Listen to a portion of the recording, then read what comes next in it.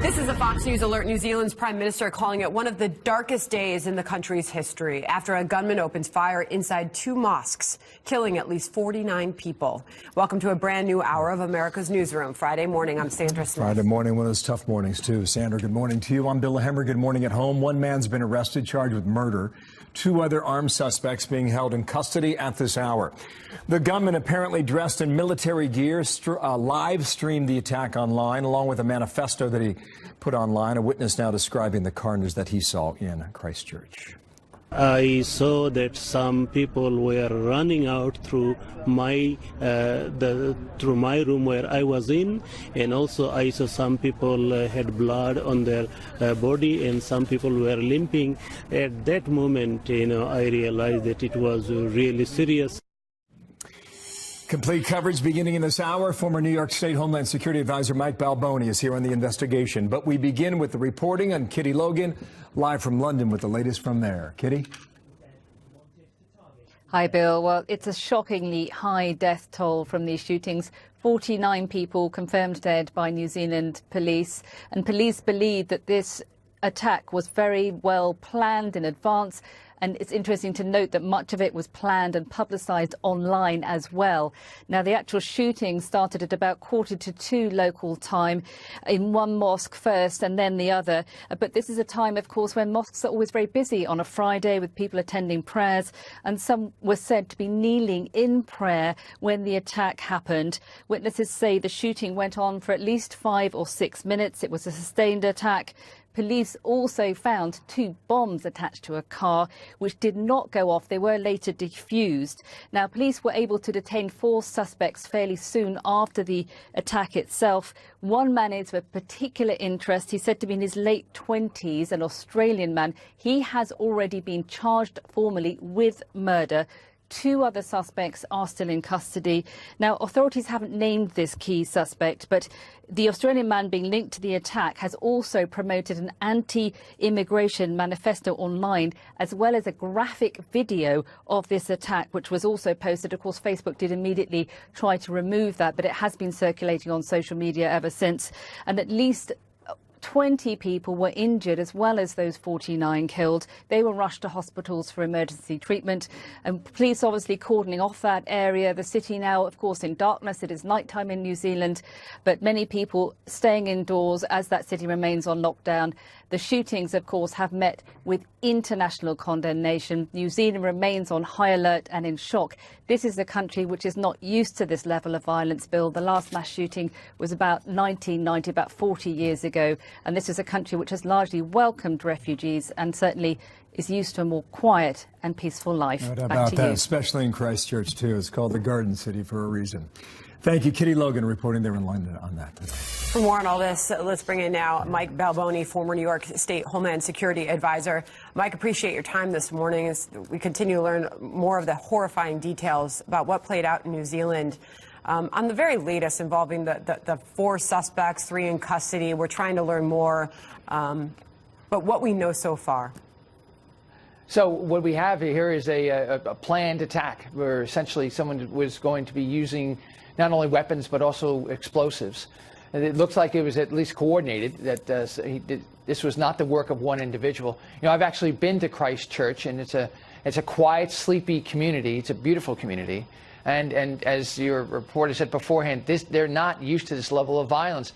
And one of the things that struck me is there's a lot of video out there. One of the things that you see is this guy walked into this synagogue in the area where there are other people around carrying these weapons that you cannot conceal an AR-15. It's too big a weapon.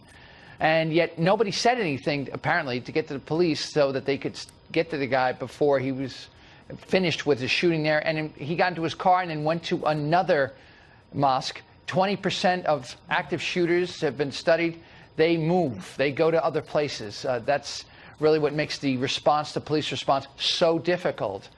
But this is the most chilling feature of this horrible attack, besides being at a place of religious worship on a holy day in the afternoon services, is that this was designed for social media.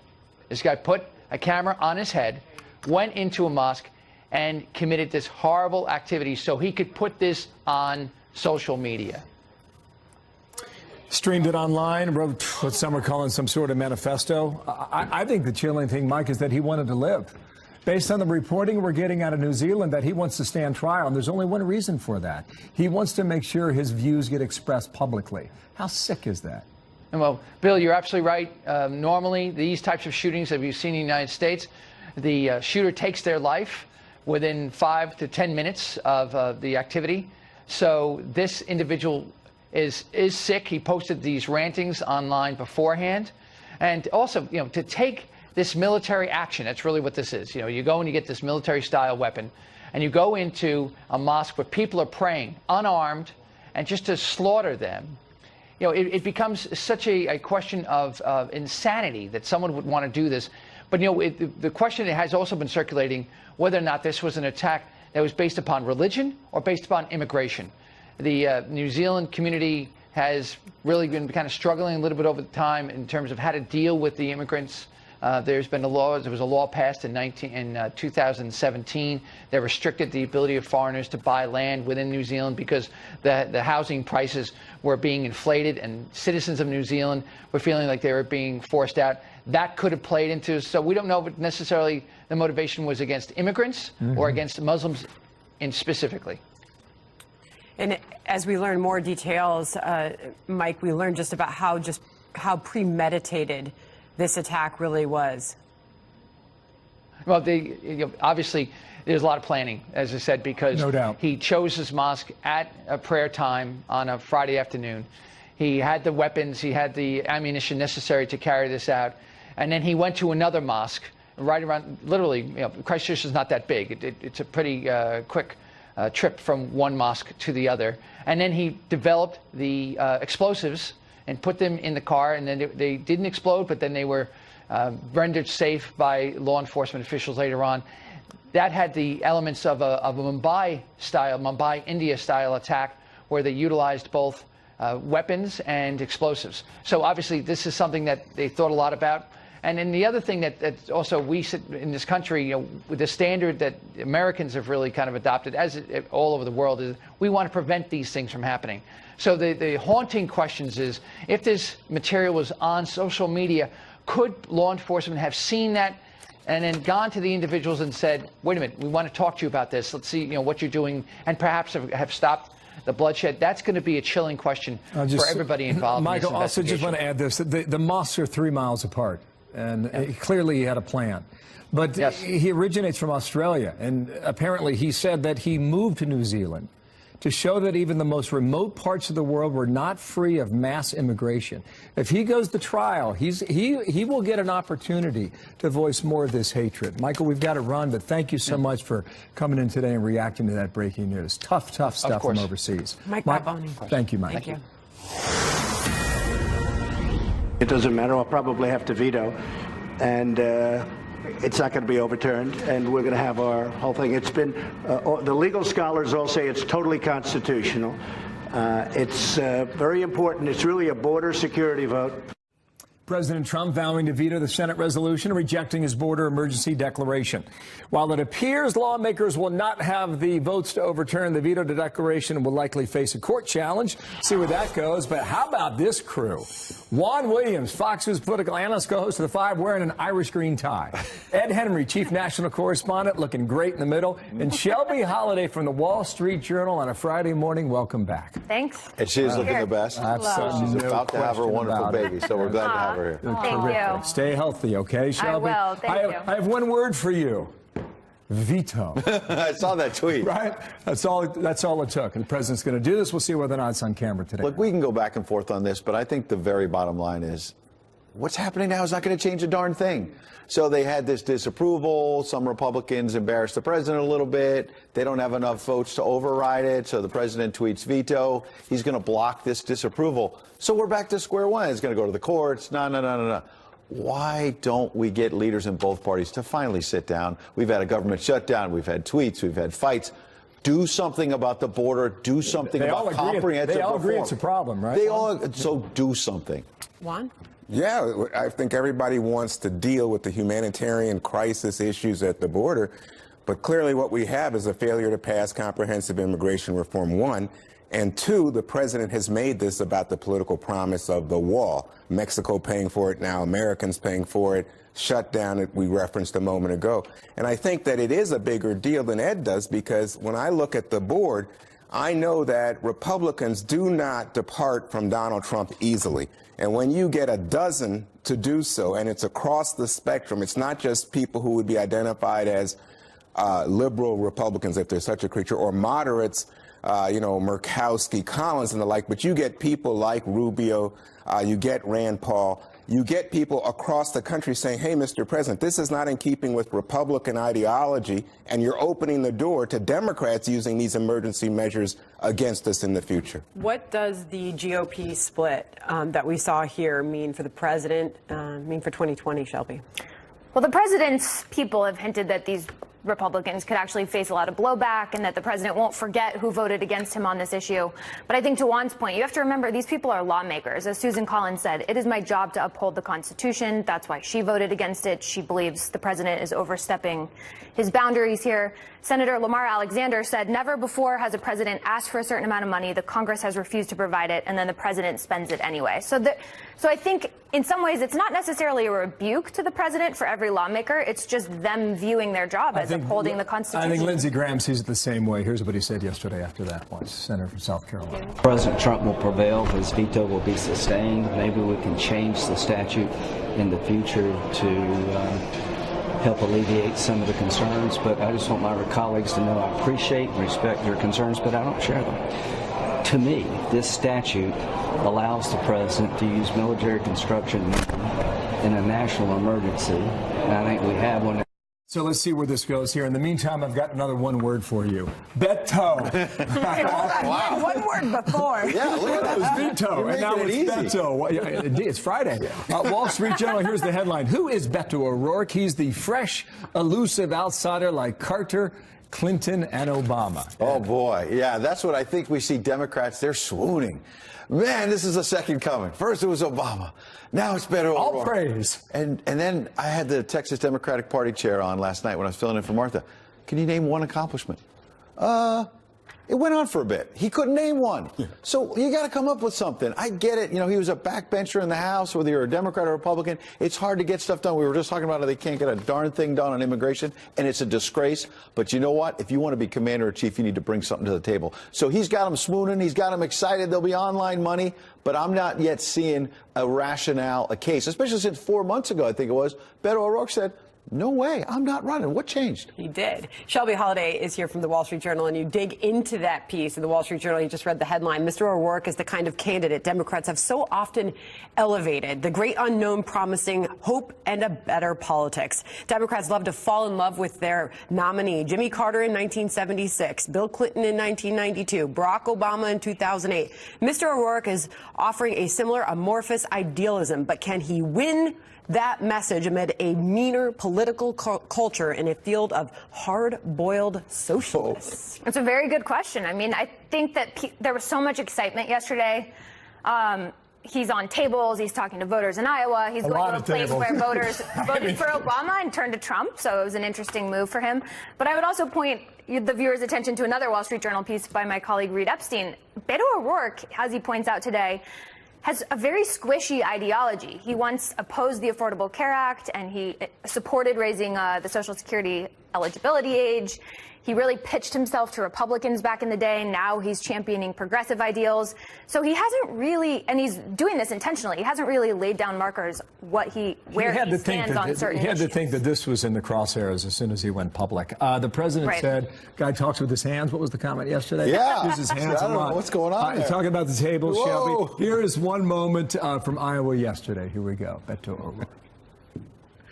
We have a democracy that is foundering under attacks that we have never seen before, both from without, foreign governments who seek to undermine our democratic process, and from within, a hyperpartisanship and a commander-in-chief who does not believe in the ability for every single one of us to contribute to our full potential, who doesn't believe in the institutions that he has sworn to protect and serve and to defend. So I think he had 5 stops in total yesterday. So he had a packed day in Iowa. Juan, is it fair at this moment. I remember you the night that Barack Obama won the Iowa caucus. Oh, yeah. And already they're casting him as the second coming, shall we say, of Barack Obama. How does Beto O'Rourke fare in a field that's progressively left in this primary season? Well, I think that when I think of the leader of the pack right now in Iowa, I think of Joe Biden, and clearly he's more of a centrist than the left-leaning energy of the base. O'Rourke is interesting to me, and I'm very curious to see how he does with the fundraising. Bernie Sanders on the far left, the socialist left, literally set records in terms of fundraising when he announced. I don't know how Beto will do, but Beto did extremely well on the money side during his Senate race against Ted Cruz. He set records there. Will he be able to replicate it? But why is he able to? Because I think, much as the Wall Street Journal said, these are mean political times. Things are so heavily polarized, hard to talk to each other. Beto O'Rourke strikes an optimistic tone in the Obama tradition of hope and change. And by the way, guess what? You know, when the donors, the big donors on the Democratic side, were screening people, O'Rourke didn't go. But O'Rourke didn't show up. Okay, quickly. I would just add, though, yes, he preaches this message of unity, but his message is also very dark at times, and I'm curious to see how Democratic... Dark in the sense of... Well, just he's talking about extinction and climate change. We won't be able to feed ourselves or clothe 12 years ourselves. left.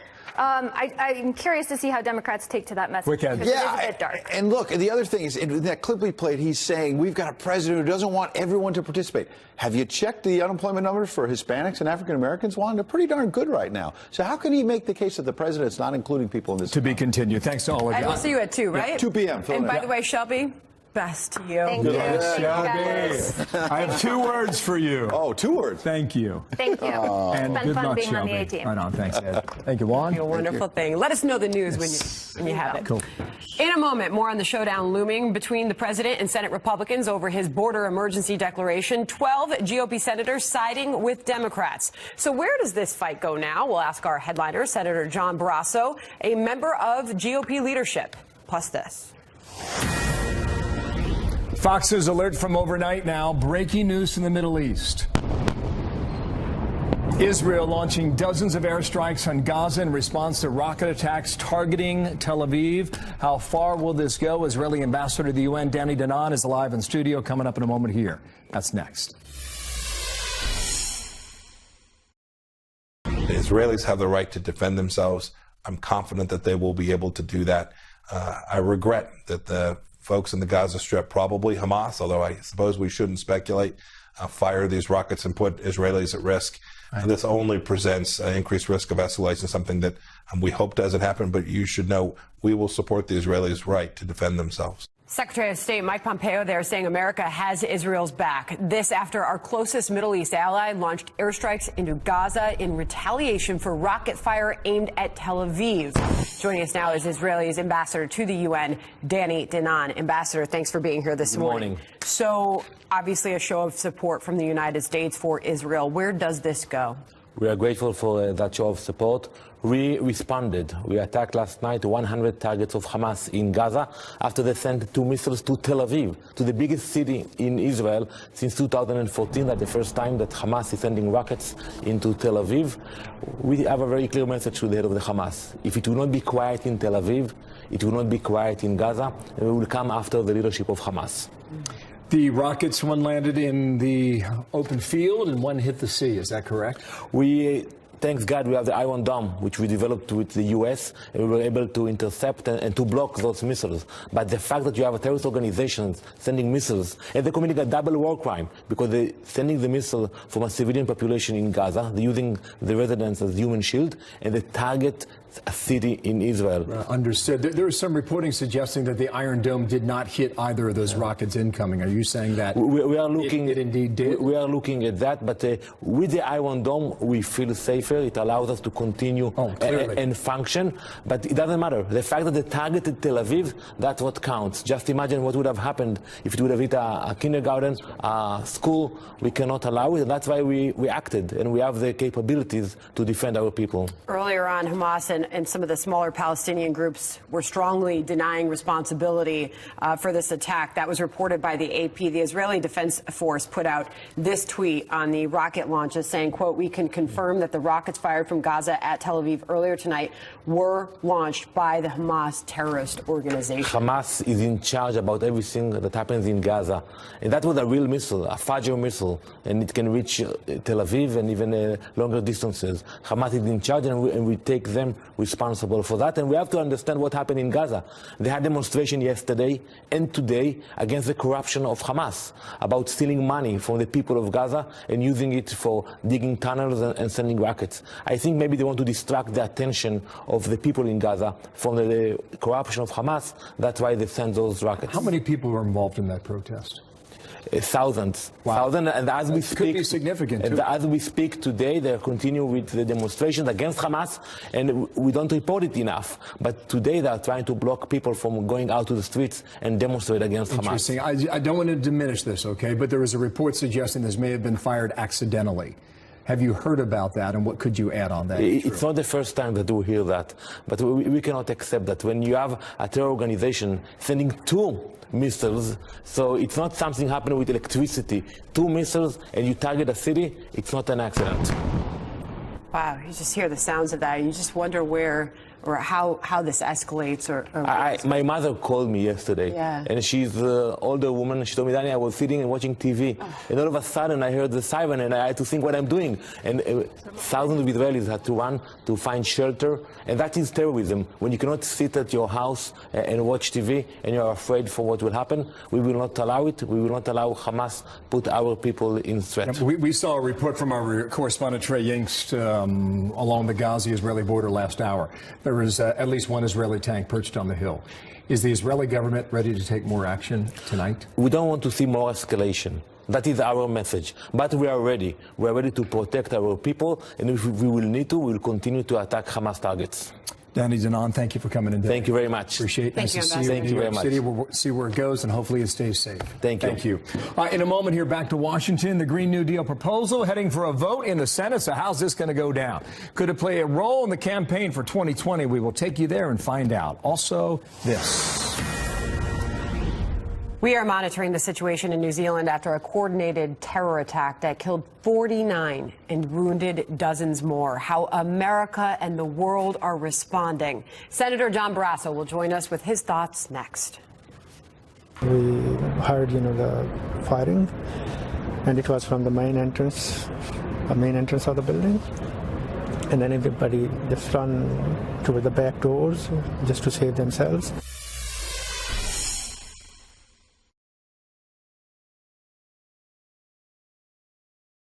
This just coming into our newsroom now. Robert Mueller saying that former Trump campaign official Rick Gates is still cooperating with the investigation. A joint status report just issued from both teams states notably that the status of this matter has not changed substantially since the January report, as defendant Gates continues to cooperate with respect to several ongoing investigations, and accordingly, the parties do not believe it is appropriate to commence the sentencing process at this time. In that joint statement, both teams are asking for a 60-day extension. We'll bring you more on this as we get it. Those values, I can assure you, will not and cannot be shaken by this attack. The strongest possible condemnation of the ideology of the people who did this. You may have chosen us, but we utterly reject and condemn you. Really strong statement there. That's the Prime Minister of New Zealand speaking out in Wellington against the hateful ideas that hit her country's worst ever terror attack in the city of Christchurch. 49 are dead, 2 killed at 2 different mosques during Friday prayers. From the White House, there was this statement. The United States strongly condemns the attack in Christchurch. Our thoughts and prayers are with the victims and their families. We stand in solidarity with the people of New Zealand and their government against this vicious act of hate, end quote. We're looking for answers on this one. Bringing our headliner, Senator John Barrasso, chairman of the Republican Conference, sits on the Foreign Relations Committee. And Senator, thank you for coming back today. We got a number of topics to get through. The news from New Zealand is very tough to digest. Middle of the night there overseas, 49 dead. We're told at least 3 have been arrested. At one point, it was described as 3 men, and maybe a woman may have been arrested as well. We'll see where that goes on the police side of this. But your first reaction to this when you woke up this morning? Well, I agree with the Prime Minister, and I agree with the statement out from the White House. This is horrific. To me, this is terrorism. But whether it's in New Zealand at the mosque, whether it was in the synagogue in Pittsburgh, the South Carolina church, the Texas church, it is particularly disturbing when it happens to people who are at worship. It's a horrible story, and it's something that we continue to learn more about as the morning goes on. Who was involved, just how premeditated that attack was. I want to get in the words of the president this morning, reacting to that attack, saying, quote, "My warmest sympathy and best wishes goes out to the people of New Zealand after the horrible massacre in the mosque. 49 innocent people have so senselessly died, with so many more seriously injured. The U.S. stands by New Zealand for anything we can do. God bless all." Senator, final thoughts on this. What should our message be to New Zealand in the wake of this horrible attack there? Well, certainly we stand by them. We continue to condemn terror and terrorism. The world continues to be a dangerous place, and we will continue in this war against terror and terrorism around the world. Well, it's sick to think that he wanted to get a message out there, and he did it on social media, and he did it with the killing and the fact that he stayed alive and may stand trial in New Zealand sometime soon. Sir, another topic, the vote went on national emergency. It went down yesterday. I want to get to that. Chuck Schumer reacting to the rebuke here. So it's not an easy vote. I take my hats off to those members on the other side of the aisle who have let principle rise above party, who understand what the Constitution requires this afternoon and have agreed to vote against this emergency. So we expect a veto from the president. You voted with the White House, sir. Why is that important? I stand with the president. There is a national emergency at the border. I was with the president Wednesday afternoon in the White House. He felt that if the vote was going to go this way, he is prepared to veto. I encourage him to do so, and his veto will be sustained. There are not the votes to override the president. Listen to Chuck Schumer there. I mean, he is a border security denier. He's denying that there is an issue at the border, that we need more security, and he's denying the money that we need as a nation to secure our borders. Today, 130 Americans will die in this country as a result of opioid addiction and overdose. That, to me, is brought here by the Mexican cartels, and they are using our borders as a way to do it. This wasn't just obviously Democrats who voted against the president's emergency declaration, members of your own party, Senator Brasso. What does it say about the Republicans who did not vote in line with the White House on this? Well, every one of those Republicans is committed, and we are all united on securing the border. They want the money to be there to do it. We need a secure border in terms of a barrier, in terms of the funding for manpower, in terms of the technology as well. They wanted to do it a different way through the appropriations process. I would have preferred to do it that way. But ever since Donald Trump was elected president, what we have seen are Democrats obstructing him every step along the way that they can do it, even to the expense of our own nation's security. And to me, border security is national security. We're waiting for the White House for word as to when that veto will happen, and we'll bring that to our viewers when it takes place. In the meantime, you got to vote on the Green New Deal. It's not binding, but it's going to happen apparently because Mitch McConnell wants it to. Here is Ocasio-Cortez, one of the leading proponents of this idea, just yesterday with our Fox team on the Hill. I look forward to us having a real vote and not just a procedural vote. I mean, there's so much work to do in transitioning to 100% renewable energy, and we have to do that work with union labor. We have to do that work with by reinvigorating our entire workforce. So you know what the debate is, sir. How's this vote going to go, and what will it tell us? Well, it'll tell us a lot about the Democratic Party as they stand up for this, that they have promoted, and that so many of the Democrat candidates for president have supported, endorsed, and co-sponsored. Look, this so-called Green New Deal, it is unworkable, it's unaffordable, it will bankrupt families. The cost is about $65,000 per family per year. She just talked about union jobs. Well, the AFL-CIO, which represents 12.5 million union workers, has slammed this Green New Deal as being unaffordable, hurting workers, hurting our economy, and it doesn't work. What is happening is, in terms of global emissions, the United States only makes 13% of those. 33% come from China and India. We should not tie our hands behind our backs, lose our own competitive advantage in ways against other countries, and put us at an own disadvantage on the idea of this pipe dream that is going to hurt our economy, hurt our workers. It's truly a road to socialism. And it's not just energy that they're trying to control, it's health care and it's our lives. But still, we've seen a lot of support for it, a lot of enthusiasm around it. And some of those Democrats that are vying for their party's nomination for the presidency are backing the Green New Deal. What does all of this mean for 2020, Senator? Well, for 2020, it shows, Sandra, that the Democrats are taking a sharp, hard left turn. Liberalism, to me, they're careening over the liberal cliff. They have taken so many hardline positions which go way so outside the American mainstream that it's scary. And it's the so-called Medicare for All, which eliminates private insurance in this country. It's the so-called Green New Deal, which forces expenses of $65,000 on every family in America every year. You've seen their position on abortion recently, which essentially allows murder after birth has occurred, item after item. The Democrats have gone far to the left, and I think that's going to be what we're going to see in 2020, because we started by talking about the border. We have presidential candidates on the Democrat side who want to eliminate immigration customs enforcement. They want to eliminate some of the barriers that are already there. We need barriers at the border. The president has been strong on that. They want to take them down. They apparently like sanctuary cities. We have drugs cartels moving those drugs into the United States. It's a real problem. It's the shaping up of a campaign, and we'll see which side it comes down on. When is the vote? When will that happen, the procedural vote in the Senate? It'll happen about a week and a half from now. Okay. We'll have plenty of time to debate it, discuss it, and then defeat it. All right, Senator John Barrasso, we'll see what happens then. Thank you for your time, the Republican from Wyoming. Thank you. Thanks, Bill. Thanks, Sandra. Thank you, Senator.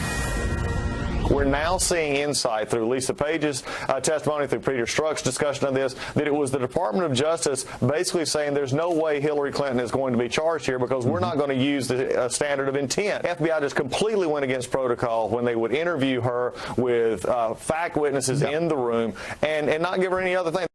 Newly released transcripts of closed-door testimony by former FBI agent Peter Strzok revealing the Obama Justice Department negotiated an agreement with Hillary Clinton's lawyers, giving the FBI limited access to Clinton Foundation emails. Chief Intelligence Correspondent Catherine Herridge is live following all of this for us from London. Catherine, good morning.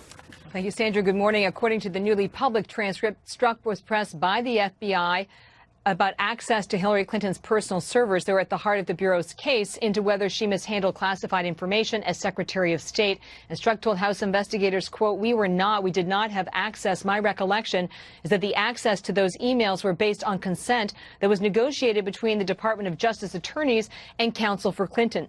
Strzok was also pressed on his dismissal from the special counsel Russia probe over his anti-Trump texts.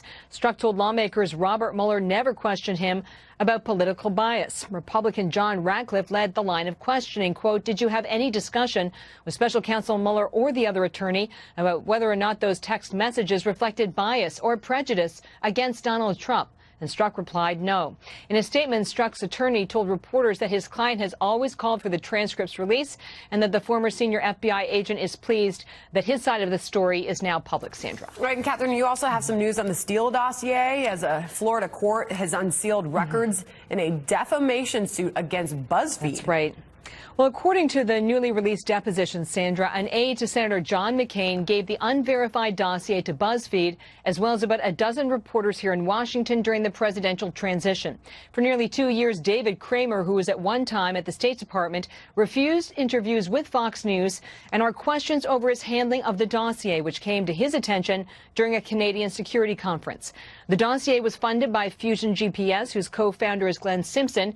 Kramer told the court that he believed he was singled out by its author, former British spy Christopher Steele, to lend credibility to the Democratic-funded opposition research. Quote, I think they felt a senior Republican was better to be the recipient of this rather than a Democrat, because if it were a Democrat, I think that the view was that it would have been dismissed as a political attack. The former head of the FBI's counterintelligence division, Bill Priestap, also gave this declaration to the court that confirms the FBI got the first 33 pages of the dossier from Senator John McCain in December of 2016. This declaration also confirms that President Obama was briefed on the contents of the dossier in January of 2017, about a week and a half before the inauguration, Sandra. Wow. Okay, Catherine Herridge. That is a wow. Take in there. Thank you.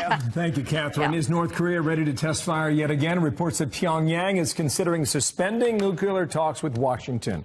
Mike Pompeo was asked about this today, and we'll ask Mercedes Schlapp from the White House for a reaction on all that coming up. Look forward to talking to her. Plus this, the problems piling up for Facebook, from technical difficulties to a criminal investigation. And that's just this week alone. We're digging into the impacts this could have on the company and you. Been a tough week for Facebook. The stock is down about $4 so far today. The company losing 2 top executives as prosecutors launch a criminal investigation into its data deals, and add to that a widespread outage of access. That's a tough week. Fox Business Network's David Asman is here to line it up. How you doing, David? I'm nice good. To see you, well, it was a tough week for a lot of users, right? I mean, people went into shock when Facebook was down. It was, but and just a slight correction, Bill. It's down 4% right now. It's really taking it on the chin. So it's more than $8. But the point is that they have become the target of choice for prosecutors all around the world. All of this bad press they've been getting for releasing private data is beginning to back up in terms of prosecutions. They became the target of the East District of New York, and this is the most serious one this week because this is a criminal investigation. It deals with other companies that they gave data to in apparently and possibly and allegedly, I have to put all those provisos in there because nothing's been proven, without the consent of the users. That is, your information going to other people from which they get money. This is a criminal prosecution. Other prosecutions have been a little different in terms of criminality. They've been more corporate. These are targeted at particular individuals. Northern California also has a prosecution going on about Cambridge Analytica. Remember that thing where they claimed, gee, we didn't know what Cambridge Analytica was doing. Well, this is trying to figure out whether they knew more than they're willing to tell. And then overseas are these prosecutions. And then the company itself had 2 defections. 2 people quit, very important people. One of the guys was the head of product development at Facebook, very important guy. The other guy was the head of WhatsApp, which is one of the most been there. Both of them were very integral to the workings of it. And then they had a big server outage. They also had this Liz Warren ad that they took. It's been a terrible week. But, you know, other companies that have been pioneers like this company, for example, Microsoft, went through a period where they were scrutinized with the same kind of intent that Facebook is now getting scrutinized, and they've come out of it. They're doing quite well. So this is a bad period because they are the company that the world loves to hate right now. Technology companies go through bad periods. They can come out of it or they don't. And New York Times took this on in their piece this morning. Facebook's biblically bad week, add a criminal investigation to the list of technical difficulties and PR disasters. What's the thinking on Wall Street, by the way, about Facebook? I think despite today's downward trend, it has come back from where it tanked a couple of months ago. It was down to about 138. Now it's back up to about 170. So it's come back. I think Wall Street thinks in the long run Facebook is going to make it because they're so involved in everybody's life that you just can't avoid them. Over the entire globe. That's right. Thank you, That's right. Everywhere. Absolutely. Weekend, good to see you. There he is, David. Thank you. Thank you. See you at 4, by the way. He's not done. All right, we've got this Fox News alert for you, and brand new charges filed in connection with that alleged terror compound in New Mexico. A live report on that next. Fox News alert and new federal charges in connection with that alleged terror compound in New Mexico. All 5 suspects now accused of plotting to attack the FBI and military personnel. Alicia Acuna has this story for us. Alicia.